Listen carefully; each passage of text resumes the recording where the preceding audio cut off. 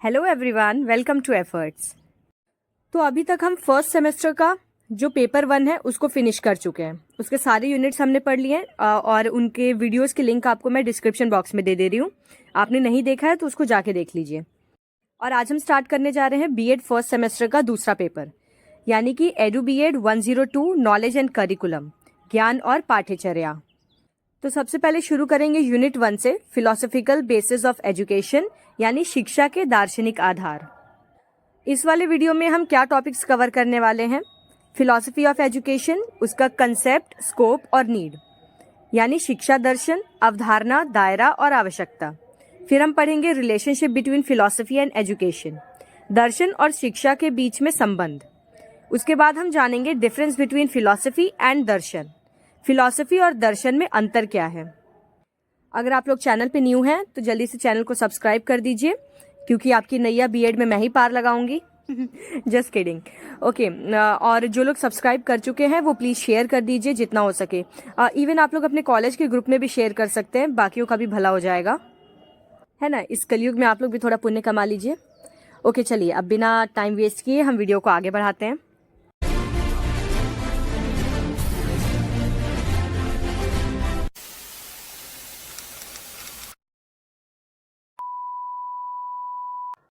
तो सबसे पहले तो मैं आपको ये बता दूं कि इस पर्टिकुलर यूनिट से किस तरह के क्वेश्चंस आपके एग्जाम में आ सकते हैं। एक तो क्वेश्चन पूछ सकता है कि right concept, meaning and definition of education, सीधा सीधा क्वेश्चन। शिक्षा की अवधारणा, अर्थ एवं परिभाषा लिखिए। Right the meaning of education in its broader and narrow sense, शिक्षा का अर्थ व्यापक एवं संकीर्ण अर्थ में लिखिए। Right a note on philosophy of education, यानी शिक्षा दर्शन पर एक नोट लिखिए। क्वेश्चन 4 है, what is the relationship between philosophy and education, दर्शन शास्त्र और शिक्षा के बीच क्या संबंध है। फिर है, what is the difference between philosophy and दर्शन, यानी कि फिलॉसफी और जो हिंदी का शब्द है दर्शन, उसमें क्या अंतर है। अब जो मैंने 5 क्वेश्चंस आपको बताए, उसमें से कोई भी क्वेश्चन आपसे पूछे, आपको आंसर की शुरुआत हमेशा एजुकेशन और फिलॉसफी, इन दोनों का कंसेप्ट, मीनिंग और डेफिनेशन लिखने से करनी है। तो सबसे पहले हम लिखेंगे concept, meaning and definition of education, यानी शिक्षा की अवधारणा, अर्थ और परिभाषा। Education makes us civilised, it removes darkness and fills the mind with light of ideas. It is a process of building character and strengthening mind. शिक्षा हमें सभ्य बनाती है, यह अंधकार को दूर कर मन को विचारों के प्रकाश से भर देती है। यह चरित्र निर्माण और मन को मजबूत करने की प्रक्रिया है। The word education has been derived from the following Latin words. शिक्षा शब्द की उत्पत्ति निम्नलिखित लैटिन शब्दों से हुई है। पहला तो है educatum, the act of teaching or training. Educatum का मतलब होता है शिक्षण या प्रशिक्षण का कार्य। दूसरा लैटिन वर्ड है educare, to bring up or to nourish. यहाँ शिक्षा लिख दिया है मैंने गलती से, ठीक है, उसको educare कर लीजिएगा, हिंदी में educare. Educare का मतलब होता है पालन पोषण करना। It means that the child is to brought up keeping in view certain aims and ideals. इसका मतलब ये है कि बच्चे का पालन पोषण कुछ लक्ष्यों और आदर्शों को ध्यान में रखकर करना चाहिए। फिर आता है एडुकेरे, टू लीड फोर्थ और टू ब्रिंग आउट। एडुकेरे का मतलब होता है आगे ले जाना या बाहर ले आना। It means that the function of education is to lead out or to draw out of the best in child. इसका मतलब ये है कि शिक्षा का कार्य है बच्चे के सर्वश्रेष्ठ को बाहर निकालना या उसको उभारना। बच्चे के अंदर जो भी छुपी हुई खूबी है उसको बाहर उभार कर लाना। तो ये तो थी लैटिन शब्द की बात। अब देखते हैं education has its origin from the following Sanskrit word. ठीक है, कुछ संस्कृत के भी ऐसे शब्द हैं जिससे एजुकेशन की उत्पत्ति हुई है। जैसे कि पहला हमारा संस्कृत का शब्द हो गया शिक्षा।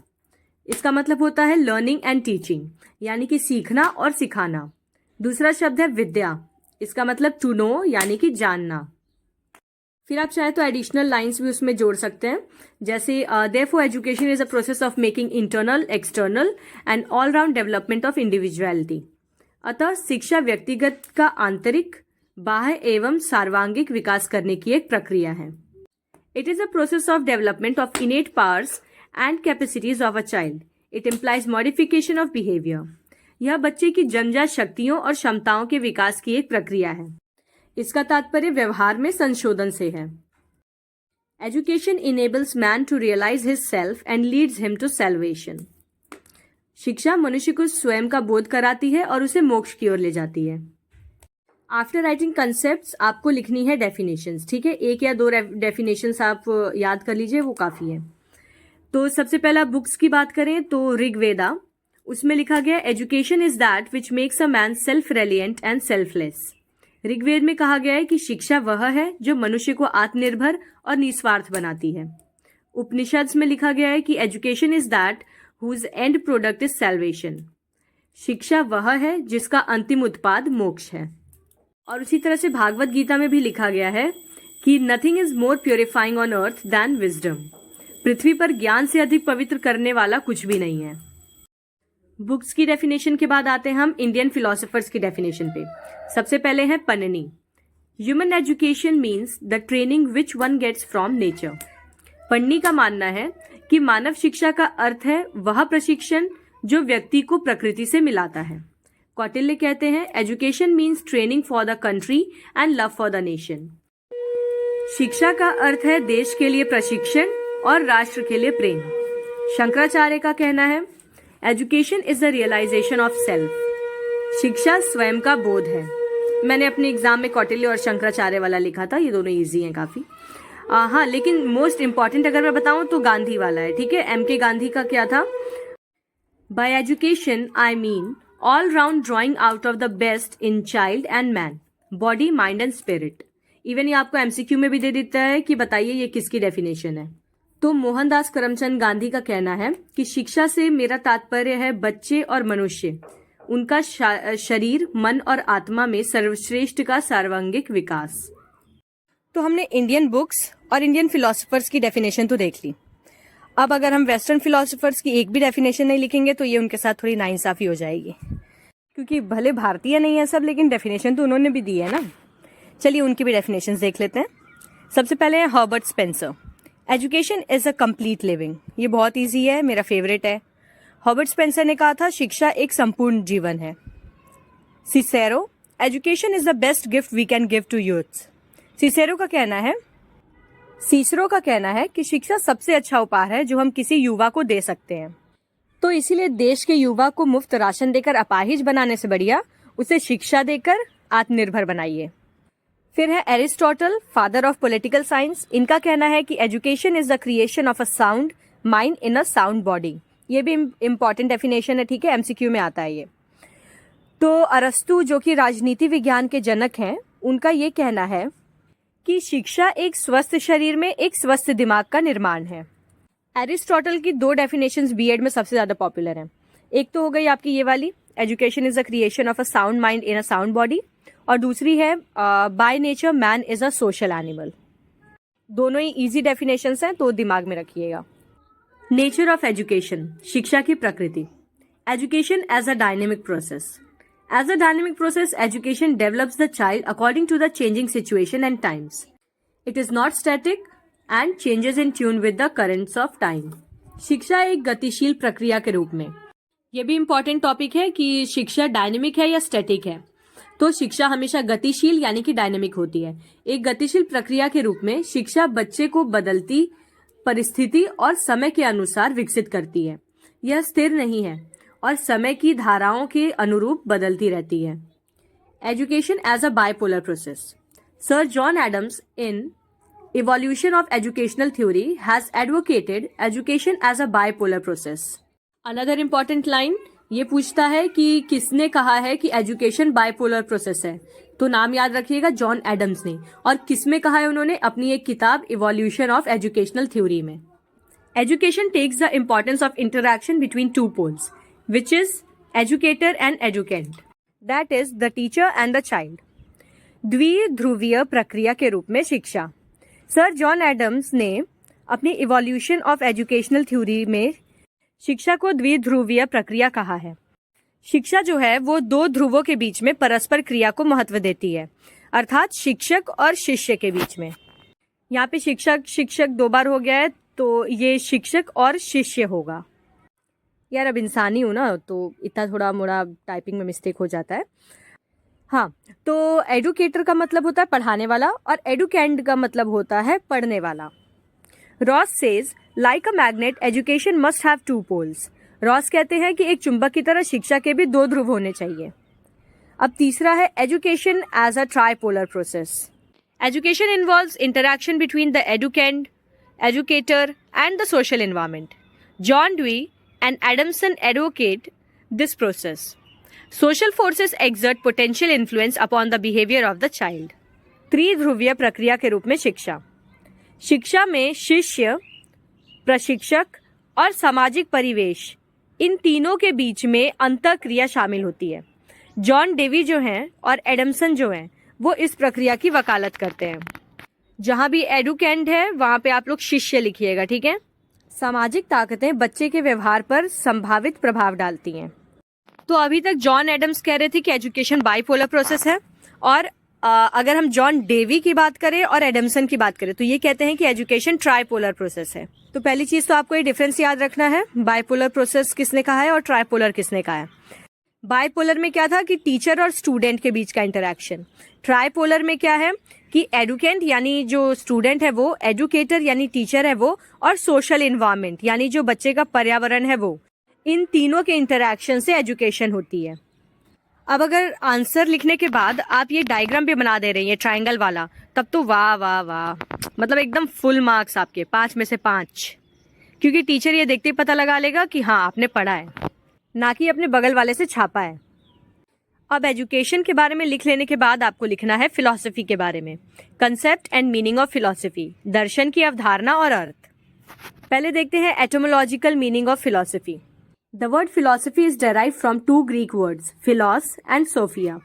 Philos means love and sophia means wisdom. Thus, philosophy means love of wisdom. In this way, search of wisdom or truth is called philosophy. And the man who engages himself in this search is called a philosopher. दर्शन शास्त्र का व्युत्पत्ति शास्त्रीय अर्थ। दर्शन शास्त्र शब्द की उत्पत्ति दो Greek word से हुई है, फिलोस और सोफिया। फिलोस का अर्थ होता है प्रेम और सोफिया का अर्थ होता है ज्ञान। तो इस प्रकार से दर्शन का अर्थ है ज्ञान का प्रेम या ज्ञान के लिए प्रेम। इस प्रकार ज्ञान या सत्य की खोज को ही दर्शन शास्त्र कहा जाता है, और जो व्यक्ति इस खोज में संलग्न रहता है उसे दार्शनिक कहते हैं। In his famous book Republic, Plato says, he who has a taste for every sort of knowledge and who is curious to learn and is never satisfied may be justly termed a philosopher. अपनी प्रसिद्ध पुस्तक Republic में प्लेटो ने कहा है कि जिसके पास हर प्रकार के ज्ञान का स्वाद है और जो सीखने के लिए उत्सुक है और कभी संतुष्ट नहीं होता सीखने से, उसे ही दार्शनिक कहा जाता है। बुक्स के नेम्स भी याद रखिएगा। अभी एक बुक बताई थी मैंने, इवोल्यूशन ऑफ एजुकेशनल थ्योरी, जो कि जॉन एडम्स ने लिखी है, और दूसरी बुक है रिपब्लिक, जो कि प्लेटो ने लिखी है। तो अभी हमने एटिमोलॉजिकल मीनिंग देखा फिलॉसफी का, अब हम देखेंगे specific meaning of philosophy. To be precise and definite, one may call philosophy as that deep thinking and meditation which concerns itself to God, the soul, and the nature. This concentration and deep thinking is for revealing the hidden and immortal realities of existence, namely, what is the nature of life? How does external nature affect human life? How does this cosmos operate? How does the heavenly bodies affect human life? Is there any life after this? What is heaven and hell? दर्शन का विशिष्ट अर्थ क्या है? सटीक एवं निश्चित रूप में कहा जाए तो दर्शन उस गहन चिंतन एवं मनन को कहा जा सकता है जिसका संबंध ईश्वर, आत्मा एवं प्रकृति से है। ये एकाग्रता और जो गहरी सोच है वह अस्तित्व की छिपी और अमर वास्तविकताओं को प्रकट करने के लिए है। अर्थात जीवन की प्रकृति क्या है, बाहरी प्रकृति मानव जीवन को कैसे प्रभावित करती है, यह ब्रह्मांड कैसे संचालित होता है, स्वर्गीय पिंड मानव जीवन को कैसे प्रभावित करते हैं, इस जीवन के बाद भी क्या कोई जीवन है, और स्वर्ग और नर्क क्या है। तो दर्शन शास्त्र इस तरह के सवालों के जवाब खोजता है। Wider meaning of philosophy. A deep study reveals the fact that a man undergoes various kind of experiences throughout his long life from birth to death. These experiences provide him with new knowledge. As a result, he develops a capacity to discriminate between right and wrong, proper and improper, relevant and irrelevant through these experiences. दर्शन का व्यापक अर्थ। गहन अध्ययन से यह तथ्य सामने आता है कि मनुष्य अपने लंबे जीवन में जन्म से लेकर मृत्यु तक विभिन्न प्रकार के अनुभवों से गुजरता है। ये अनुभव उसे नया ज्ञान प्रदान करते हैं। परिणाम स्वरूप वह इन अनुभवों के माध्यम से ही सही और गलत, उचित और अनुचित, प्रासंगिक और अप्रासंगिक के बीच भेदभाव करने की क्षमता विकसित करता है। Schopenhauer rightly remarks, every man is a born metaphysician. Schopenhauer ने सही टिप्पणी की है कि प्रत्येक व्यक्ति एक जन्मजात तत्व मीमांसाज्ञ होता है। डेफिनेशन ऑफ फिलॉसफी, दर्शन की परिभाषा। According to Henderson and his colleagues, philosophy is a rigorous, disciplined and guarded analysis of some most difficult problems which man has ever faced. Henderson और उनके सहयोगियों के अनुसार दर्शन कुछ सबसे कठिन समस्याओं का एक कठोर, अनुशासित और संरक्षित विश्लेषण है जिनका मनुष्यों ने कभी सामना किया है। According to R.W. Sellers, philosophy is a persistent attempt to give insight into the nature of the world and of ourselves by means of systematic reflection. R.W. Sellers के अनुसार दर्शन व्यवस्थित प्रतिबिंब के माध्यम से दुनिया की प्रकृति और स्वयं की जानकारी देने का एक सतत प्रयास है। According to Bertrand Russell, philosophy like other studies aims primarily at knowledge. Bertrand Russell के अनुसार अन्य अध्ययनों की तरह ही दर्शन शास्त्र का भी उद्देश्य मुख्य रूप से ज्ञान है। तो दर्शन शास्त्र या फिलॉसफी का सीधा मतलब होता है ज्ञान या सत्य की खोज करना। ओके, मैं बताती हूँ मैंने कैसे अपना आंसर लिखा था। मैंने स्टार्ट किया था आंसर की the term education philosophy is made up of two words, education and philosophy. फिर मैंने एजुकेशन की डेफिनेशन, कंसेप्ट, मीनिंग ये सारा लिख दिया था, ठीक। उसके बाद मैंने फिलॉसफी का पूरा कंसेप्ट, मीनिंग और डेफिनेशन लिख दिया था। फिर उसके बाद नेचर लिखा था। तो आप लोग भी चाहें तो इस लाइन से आंसर स्टार्ट कर सकते हैं। ठीक है, देखते हैं अब nature of philosophy of education, यानी शिक्षा दर्शन की प्रकृति। Philosophy of education has emerge from the combined thinking of philosophy and pedagogy. शिक्षा दर्शन जो है वो दर्शन और शिक्षा शास्त्र के संयुक्त सोच से उभरा है। Philosophy of education is an interdisciplinary dimension that deals with the search for philosophical solutions of educational problems. शिक्षा दर्शन एक अंतर विषय आयाम है जो शैक्षिक समस्याओं के दार्शनिक समाधान की खोज से संबंधित है। Education philosophy is a logic oriented subject. Under this solutions are presented by logical thinking of educational problems. शिक्षा दर्शन एक तर्क प्रधान विषय है। इसके अंतर्गत शैक्षिक समस्याओं का तार्किक चिंतन द्वारा समाधान प्रस्तुत किया जाता है। Education philosophy is subjective not objective. शिक्षा दर्शन व्यक्तिपरक है, वस्तुनिष्ठ नहीं। सब्जेक्टिव या व्यक्तिपरक का मतलब है कि इसमें हर व्यक्ति की अपनी खुद की सोच हो सकती है, हर कोई अपनी अपनी तरह से सोच सकता है। और वस्तुनिष्ठ का मतलब है कि एक स्पेसिफिक सोच के अकॉर्डिंग ही आपको काम करना है। Education philosophy is instructional science. Its function is to direct और प्रोवाइड डायरेक्शन। शिक्षा दर्शन निर्देशात्मक विज्ञान है। इसका कार्य निर्देश देना या फिर दिशा प्रदान करना है। Philosophy of education is both philosophical and scientific in nature because the process of education is considered both an art and a science. शिक्षा दर्शन की प्रकृति में दार्शनिक और वैज्ञानिक दोनों तत्व हैं। क्योंकि अगर आपने एजुकेशन वाला वीडियो देखा हो मेरा, तो उसमें मैंने बताया था कि एजुकेशन यानी शिक्षा की प्रक्रिया कला और विज्ञान दोनों है। तो जब एजुकेशन कला और विज्ञान दोनों है तो जाहिर सी बात है कि एजुकेशनल फिलॉसफी भी कला और विज्ञान दोनों ही होगी। Education philosophy seeks only possible solutions to educational problems. शिक्षा दर्शन केवल शैक्षिक समस्याओं का संभावित समाधान तलाशता है। Education philosophy is the critical study of education and life. शिक्षा दर्शन शिक्षा और जीवन का आलोचनात्मक अध्ययन है। तो मैंने आपको 5 से ज्यादा ही नेचर बता दिए, ठीक है। आपको जो भी सही लग रहा है इसमें अच्छे से याद हो जा रहा है तो उन 5 को आप याद कर लीजिएगा। Now come to scope of educational philosophy. शैक्षिक दर्शन का दायरा। It determines the aims of education. सबसे पहली चीज तो यह शिक्षा के उद्देश्यों को निर्धारित करता है। दूसरा है it determines curriculum. यह पाठ्यक्रम भी निर्धारित करता है। It takes into account method of teaching. यह शिक्षण की पद्धति को ध्यान में रखता है। It determines the nature and forms of discipline. यह अनुशासन की प्रकृति एवं स्वरूप को भी निर्धारित करता है। It influences the thinking and behavior of a teacher. यह शिक्षक की सोच और व्यवहार को भी प्रभावित करता है। It is very much connected with school organisation. यह स्कूल संगठन से बहुत ही जुड़ा हुआ है। अब जानते हैं relation between philosophy and education. दर्शन और शिक्षा के बीच में क्या संबंध है? Interpreting philosophy and education separately, it is clearly that both aim to impart knowledge of the truths and realities of life and develop the child accordingly. Both philosophy and education are integrally and interdependently related to each other.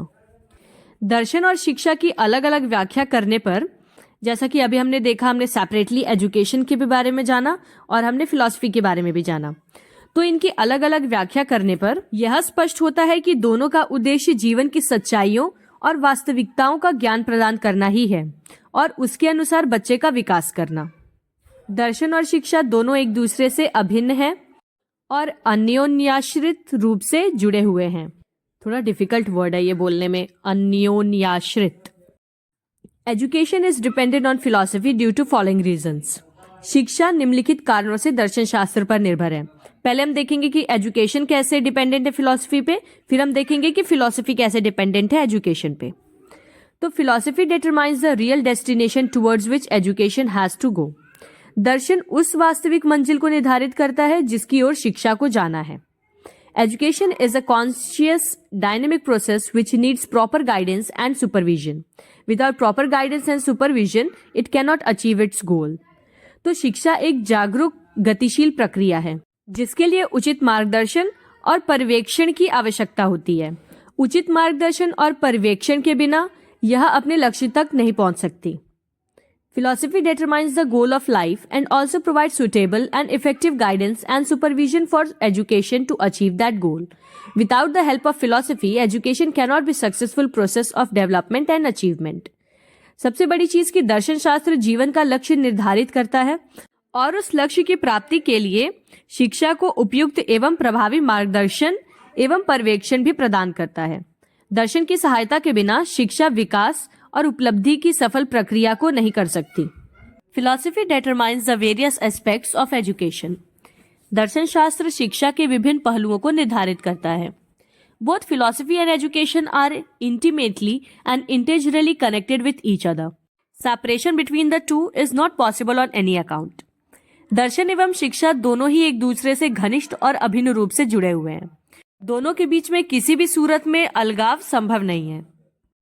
It is the philosophy, we must know, that has been influencing all aspects of education since the very beginning and will go on influencing education for all time to come. हमें यह जानना चाहिए कि वह दर्शन ही है जो शुरू से ही शिक्षा के सभी पहलुओं को प्रभावित करता रहा है और आने वाले समय में भी शिक्षा को प्रभावित करेगा। ये थोड़ी इंपॉर्टेंट लाइन है।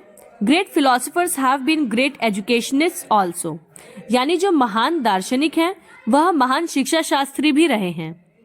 History bears eloquent testimony to the fact that great philosophers होगा यहाँ पे, ठीक है, ये philosophers कुछ लिखा हुआ है, आर कर लीजिएगा। Philosophers have been great educationists also of their times. Plato, Socrates, Locke, Comenius, Rousseau, Froebel, Dewey, Gandhi, Tagore, Aurobindo Ghosh and others have also talked about education.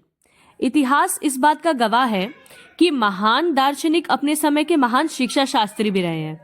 जितने भी दार्शनिक हैं जैसे कि प्लेटो, सुकरात, लोकी कहेंगे इनको, ठीक है, लक्की नहीं, ये लोकी होगा। Comenius, Rousseau, Froebel, Dewey, Gandhi, Tagore, Aurobindo Ghosh और अन्य ने भी शिक्षा के बारे में बात की है। ये सारे अपने समय के बहुत ही बड़े फिलोसोफर्स हैं और साथ में एजुकेशनिस्ट भी रहे हैं। Their philosophical treatises have been important guidebooks for educational planning and determination of educational aims for children of the world. उनके दार्शनिक ग्रंथ दुनिया के बच्चों के लिए शैक्षिक योजना और शैक्षिक लक्ष्यों के निर्धारण के लिए महत्वपूर्ण मार्गदर्शक पुस्तकें रही हैं। Now let's see कि how philosophy is dependent on education. दर्शन शास्त्र निम्नलिखित कारणों से शिक्षा पर निर्भर है। सबसे पहला है education is the dynamic side of philosophy. शिक्षा दर्शन का गतिशील पक्ष है। Two things are essential for all for completing any task. Number 1 thought और प्लान एंड नंबर 2 एप्लीकेशन और practicability. philosophy the application or is the thought or plan side and education is practical side. तो किसी भी कार्य को पूरा करने के लिए दो चीजें आवश्यक हैं। पहला विचार या योजना और दूसरा अनुप्रयोग या व्यवहारिकता। तो दर्शन क्या है, वो विचार या योजना है, और शिक्षा क्या है, वो व्यवहारिक या प्रयोग का पक्ष है। यानी किसी काम को करने के लिए आप या तो पहले माइंड में उसका थॉट बनाते हैं, प्लानिंग करते हैं, और दूसरा स्टेप होता है कि आप उस प्लान को इम्प्लीमेंट करते हैं। तो जो आपका थॉट है वो क्या है, फिलॉसफी है, जो आपने सोचा, और जब आप उसको इम्प्लीमेंट कर रहे हैं वो क्या है, वो एजुकेशन है। Philosophy determines the aim of life and by analysis lays down the principles to be followed for achieving the set aims. Education translates these principles and ideas practice into because the purpose of education is to mold human behavior. दर्शन शास्त्र जीवन का लक्ष्य निर्धारित करता है, ये हमने अभी पढ़ा, ठीक। और विश्लेषण द्वारा निर्धारित लक्ष्य की प्राप्ति के लिए अपनाए जाने वाले सिद्धांतों को भी निर्धारित करता है। तो शिक्षा इन सिद्धांतों और विचारों को व्यवहार में परिवर्तित करती है, क्योंकि शिक्षा का उद्देश्य मानव व्यवहार को ढालना है। Education is a means to achieve the goal. शिक्षा लक्ष्य प्राप्त करने का एक साधन है। Education contributes to new thinking and new philosophy may born out of his thinking and analysing. So close are these two, the philosophy and the education, that it will be better to discuss this relation in greater details as philosophy and aims of education, philosophy and curriculum, philosophy and methods of teaching, philosophy and discipline, philosophy and textbooks, and so on. शिक्षा नई सोच में योगदान देती है और उसकी सोच और विश्लेषण से नए दर्शन को जन्म मिलता है। ये दोनों दर्शन और शिक्षा इतनी करीब हैं कि इस संबंध में अधिक विस्तार में चर्चा करना बेहतर होगा। जैसे कि दर्शन और शिक्षा के उद्देश्य, दर्शन और पाठ्यक्रम, दर्शन और शिक्षा के तरीके, दर्शन और अनुशासन, दर्शन और पाठ्य पुस्तक इत्यादि। अब लास्ट टॉपिक है डिफरेंस बिटवीन फिलॉसफी एंड दर्शन। जो अभी तक हम फिलॉसफी कह रहे हैं और हिंदी में दर्शन कह रहे हैं, क्या वो दोनों सेम है या उन दोनों में कुछ अंतर है? The word philosophy is derived from two Greek words, philos and sophia. Philos means love and sophia means wisdom. अभी हमने पढ़ा कि फिलॉसफी शब्द दो ग्रीक शब्दों से बना है, फिलॉस और सोफिया से। फिलॉस का मतलब है प्रेम और सोफिया का अर्थ है ज्ञान। Thus philosophy means love of wisdom.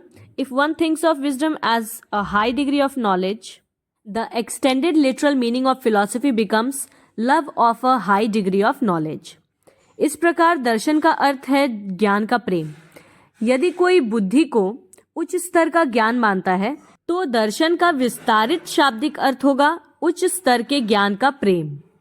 Some people consider Indian term darshan as an equivalent of philosophy. The word darshan literally means seeing. The simple philosophical act of seeing implies the seen and the seer, he who sees the seen, which is comparatively a good word used by Indians for the word philosopher. कुछ लोग भारतीय शब्द दर्शन को दर्शन शास्त्र से समकक्ष मानते हैं। दर्शन शब्द का शाब्दिक अर्थ अगर देखा जाए तो वो होता है देखना। जैसे हम कहते हैं ना प्रभु के दर्शन हो गए, तो दर्शन मतलब देखना, यानी प्रभु दिख गए। देखने की सरल शारीरिक क्रिया का तात्पर्य है दृश्य। और दृष्टा, दृष्टा यानी वह जो उस चीज को देख रहा है, जो तुलनात्मक रूप से भारतीयों द्वारा दार्शनिक शब्द के लिए इस्तेमाल किया जाने वाला एक अच्छा शब्द है। यानी फिलोसोफर्स को अगर भारतीय भाषा में दार्शनिक कह रहे हैं तो वो एक अच्छी बात है। The seeing is vision of the entire experience reality. It is all encompassing for it is the vision of truth itself. The term philosophy requires in its derived European sense an intelligible and coherent accounting of the experience of the life. देखना संपूर्ण अनुभवी वास्तविकता का दर्शन है। यह सर्वव्यापी है क्योंकि यह स्वयं सत्य का दर्शन है। दर्शन शब्द के लिए अपने व्युत्पन्न यूरोपीय अर्थ और जीवन के अनुभव के सुगम और सुसंगत लेखांकन की आवश्यकता होती है। So that is it. अब मिलते हैं हम इसके पार्ट 2 के साथ, यानी यूनिट 1 के जो बाकी टॉपिक्स हैं वो हम नेक्स्ट वीडियोस में पढ़ेंगे। तो आज के लिए इतना ही। Till then take care and bye bye. अगर आपको मेरे एफर्ट्स वर्थ इट लग रहे हैं तो इसे जितने लोगों से हो सके सब्सक्राइब करा दीजिए और जल्दी से जल्दी मेरा 1K एटलीस्ट पूरा करा दीजिए।